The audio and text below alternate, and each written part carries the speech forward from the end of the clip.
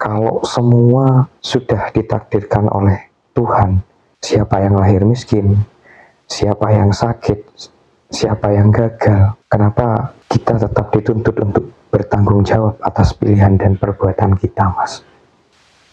Sudah ditakdirkan tapi disuruh mempertanggungjawabkan. Ya. Nah, mempertanggungjawabkannya ini nanti selama kita masih hidup atau justru setelah kita sudah meninggal. Nah, ini yang belum dipahami oleh banyak orang ya. Itu kan perlu kita pahami dulu ya. Karena jelas selama kita masih hidup di dunia, apapun yang kita lakukan itu jelas ada pertanggungjawabannya secara duniawi. Artinya apa? Ada konsekuensinya. Kita melakukan perbuatan yang tidak baik atau tidak benar, maka kita akan menghadapi konsekuensinya juga. Nah, tentu ini kan hal-hal yang harus menjadi pertimbangan di setiap kita menjalani apapun di dalam hidup ini. Betul enggak? Betul. Demikian sebaliknya, kalau dikatakan yang dimaksudkan di sini adalah tentang nanti setelah kita meninggal, maka kita juga harus mempertanggungjawabkan semua apapun yang sudah kita perbuat di dunia ini.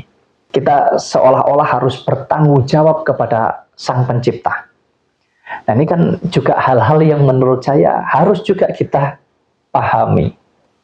Nah, kembali ke pertanyaannya Mas Yahya tadi tentang takdir ya.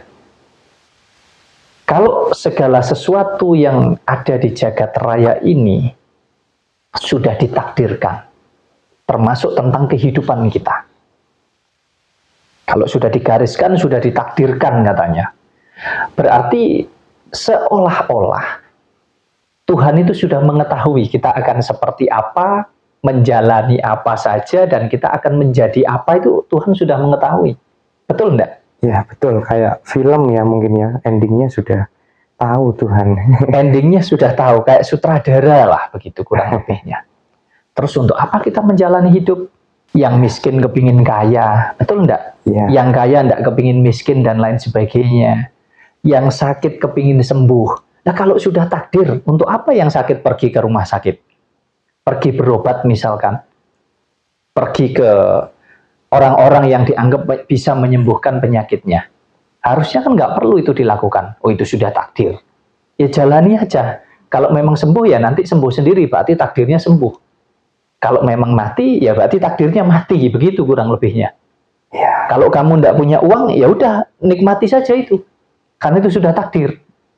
Berarti tidak perlu lagi kamu bekerja, tidak perlu lagi kamu berupaya untuk kamu supaya bisa mendapatkan uang, karena itu sudah takdir. Nanti dengan sendirinya, kalau memang ditakdirkan, kemudian kamu punya uang, ya pasti kamu punya, kan begitu. Jadi menurut saya kata-kata takdir ini apa ya Mas ya? Mungkin bisa dikatakan sebagai bentuk kepasrahan mungkin. Keberserahan mungkin. Saya justru berbeda ya dengan orang-orang yang mengatakan bahwa semua ini sudah ditakdirkan begitu. Termasuk tentang hidup kita. Saya justru tidak meyakini hal itu.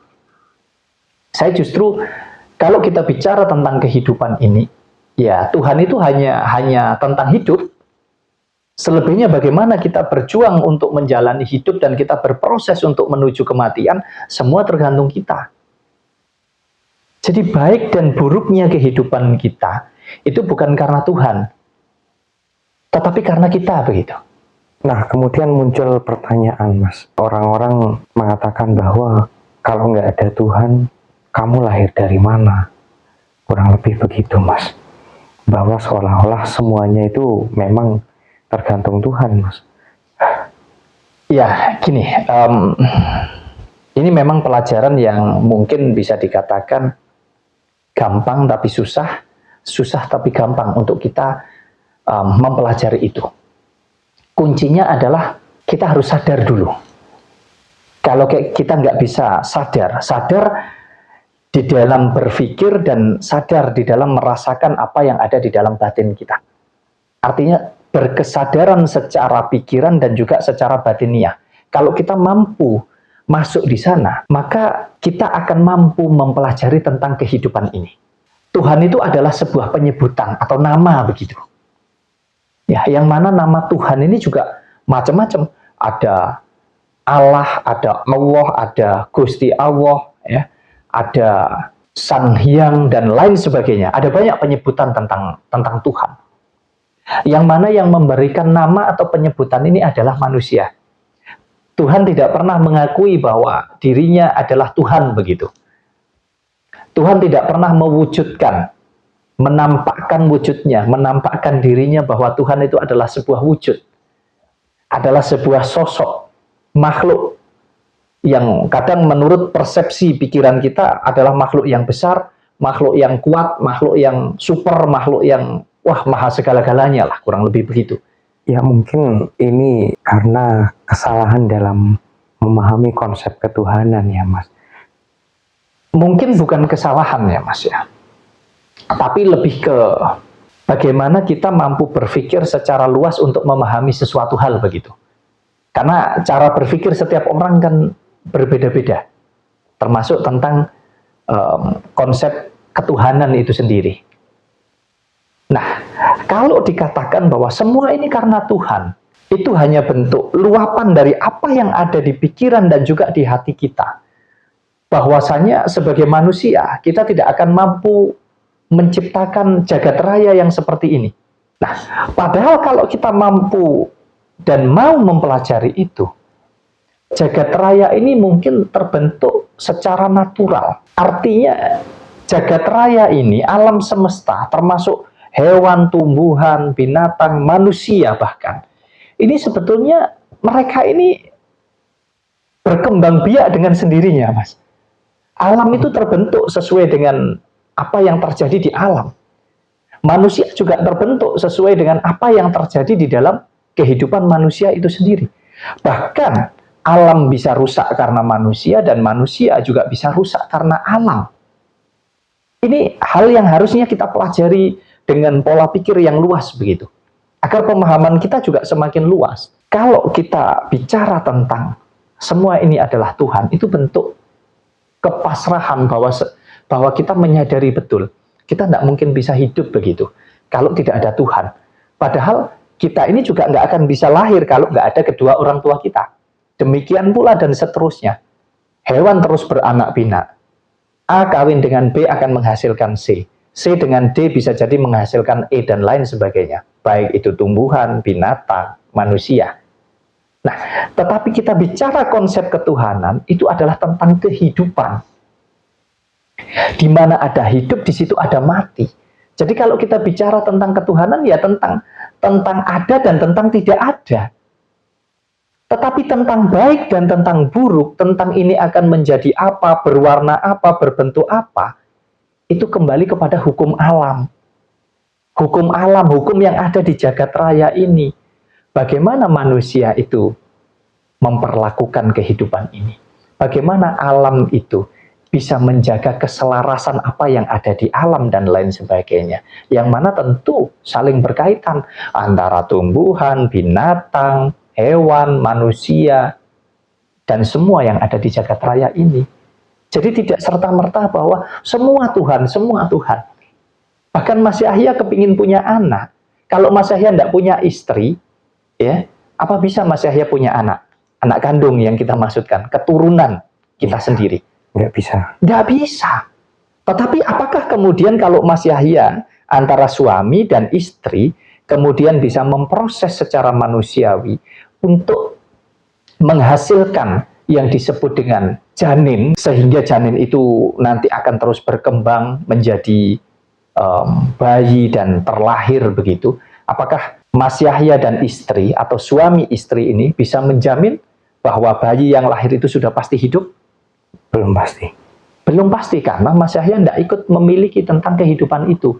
Nah, atas dasar itulah kita ini meyakini bahwa kehidupan ini sumbernya adalah dari sumber kehidupan yang kita sebut namanya sebagai Tuhan. Nah, ini penting. Sehingga kita paham bahwa Tuhan itu bukanlah wujud, bukanlah sosok, bukanlah makhluk, begitu.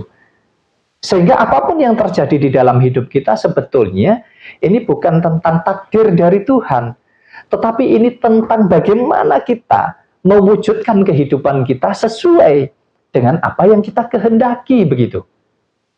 Jadi baik buruknya hidup kita, susah senang, enak tidak, sakit atau sehat, itu bukan karena takdir atau sudah digariskan atau ditakdirkan oleh Tuhan, tetapi itu bagaimana kita menghendaki itu semua terjadi di dalam hidup kita. Contoh, kalau kita ingin sehat, maka kita harus merawat kesehatan kita, betul enggak? Makanan kita jaga, kesehatan kita jaga, bagaimana kita merawat kebersihan diri kita, merawat dengan cara kita beristirahat yang cukup, olahraga yang cukup, dan lain sebagainya yang berhubungan dengan kesehatan. Nah, termasuk juga kita ingin punya uang, ya kita harus berupaya. Bagaimana kita bisa memiliki uang? Ya kita bekerja, kita berupaya melalui usaha dan lain sebagainya.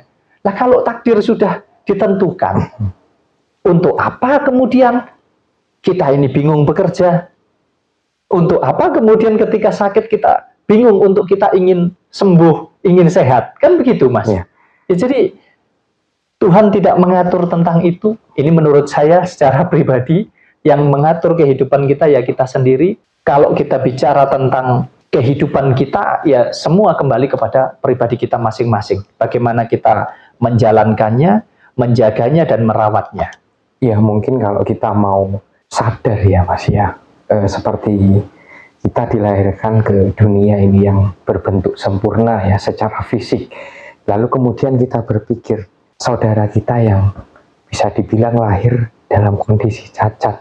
Nah ini kan kalau kita kembali ke pemikiran tadi ya, bahwa Tuhan sudah menentukan. Nah ini jahat sekali Tuhan Mas, melahirkan saudara kita dalam kondisi cacat. Nah, ya ini seringkali ya, bahwa seolah-olah ya itu tadi, sebetulnya bentuk atau bagian daripada keberserahan atau kepasrahan kita.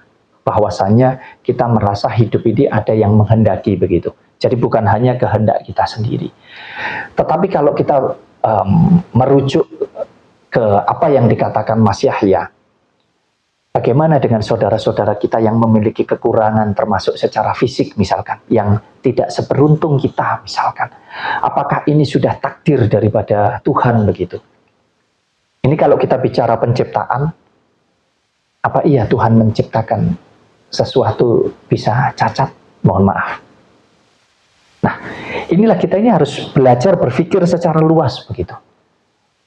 Bahwasanya itu semua bisa terjadi karena ulah kita sebagai manusia. Apakah kita di dalam memproses?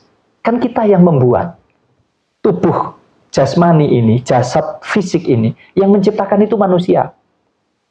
Lah kalau kita memprosesnya ini tidak benar, tidak sehat, bahkan kita tidak mampu menjaga dan merawatnya, kira-kira apakah bisa berhasil menjadi sehat? Ya, saya rasa tidak.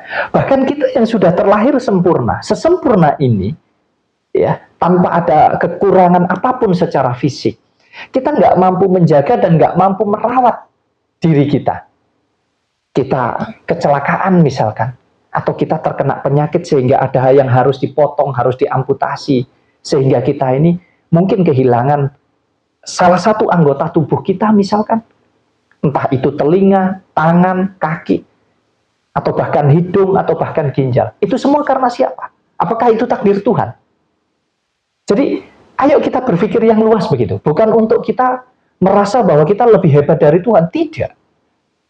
Tetapi kita juga harus mampu mengakui, mampu menyadari bahwa baik buruknya, enak tidaknya, benar atau salahnya hidup kita ini, ya bagaimana kita berupaya untuk meraih, untuk menggapai, untuk kita mampu mewujudkan itu semua. Jangan seolah-olah semua karena Tuhan. Tuhan itu, kalau saya secara pribadi, tegas lebih tentang hidup, mati. Sudah selesai. Selebihnya, bagaimana kamu berproses di dalam hidup dan bagaimana kamu berproses di dalam kematian, itu semua tergantung kita. Bukan tergantung Tuhan. Lalu bagaimana dengan kita setelah nanti kematian? masih disuruh tanggung jawab, Mas. Kan ada pilihan, ya kalau nggak masuk surga, ya masuk neraka. Nah, padahal katanya Tuhan sudah tahu takdir itu. Kenapa kita harus dipilih-pilih, Mas? Ada yang masuk surga, ada yang masuk neraka. Ya, katanya diuji, ya, katanya diuji. Nah, padahal sudah tahu yang diuji ini bakalan berhasil dan tidak, kan begitu. Ini kan hal yang konyol, ya. Yaitu yang disebut kita itu sok tahu begitu. Kita sok tahu seolah-olah kita sudah tahu gambarannya yang di depan ini seperti apa. Bahkan kita mempersepsikan tentang Tuhan itu sesuai dengan apa yang ada di kepala kita. Oh, Tuhan itu begini, tidak mungkin menciptakan manusia, tidak ada tujuannya. Oh, tidak mungkin begini begitu. Seolah-olah kita anggap sifatnya Tuhan itu sama dengan sifat kita begitu. Yang mana kalau kita menciptakan sesuatu itu pasti ada tujuannya. Padahal saya rasa tidak seperti itu. Ini tentang alam semesta. Ya, jadi kalau kita bicara nanti setelah kita mati, setelah kita meninggal, kita harus mempertanggungjawabkan semua perbuatan kita sebagai ukuran untuk kita nanti akan masuk surga atau masuk neraka. Ini menurut saya pemahaman yang pemahaman yang sangat konyol Ya, mungkin ya, Mas, kita dijebak untuk hidup ya. Kalau ujung-ujungnya masuk neraka. Ya, itu tadi makanya kalau sudah tahu seperti itu ya berarti ya sudah, yang jadi maling nggak usah bingung bertobat. Udah terus jadi maling, memang itu takdirnya. Sudah pasti nanti takdirnya masuk neraka misalkan begitu. Iya kan? Iya. Saya rasa tidak sesempit itu cara berpikir kita tentang hidup, Mas. Ya, jadi Tuhan tidak pernah mentakdirkan kehidupan kita akan jadi miskin, jadi kaya, sehat, sakit dan lain sebagainya, tapi semua tergantung kita. Kita bicara tentang nanti setelah kita mati, kita harus mempertanggungjawabkan. Bertanggung jawab kepada siapa? Saya lebih senang, ayo mumpung masih hidup, belajarlah bertanggung jawab kepada dirimu sendiri. Bahwasanya Tuhan itu tidak ada di mana-mana, tapi Tuhan ada di dalam diri pribadi kita. Kalau sudah sadar akan hal itu, belajarlah berkesadaran secara luas. Jadi dimulai dari kesadaran pribadi, maka kita sambungkan menjadi kesadaran secara luas, supaya kita bisa hidup ini dengan benar, dengan baik. Bukan hanya benar dan baik menurut pribadi kita, tapi benar dan baik juga menurut banyak pribadi di luaran sana. Artinya menurut semua. Nah, ini yang sangat penting sekali. Terlepas dari surga, neraka, sudahlah. Kita sebelum hidup aja tidak bisa bercerita. Bagaimana kita sebelum hidup itu kita ada di mana, mengalami proses seperti apa. Kenapa kita harus seolah-olah kita sudah mengetahui, bahkan sudah disuratkan seolah-olah bahwa nanti setelah mati kita akan begini begitu. Kita lepas dari semua itu, ayo mumpung masih hidup saja, kita berbondong-bondong, kita berebut untuk menjalani hidup dengan penuh kesadaran, supaya kita bisa menerima satu dengan yang lain, dengan segala perbedaan ini tadi, apapun lah dasarnya. Yang jelas tujuan kita adalah menjalani hidup dengan selaras, dengan seimbang antara pikiran dan hati, antara apa yang ada di dalam diri kita dan apa yang ada di jagat raya ini. Saya rasa itu jauh lebih penting dari apapun.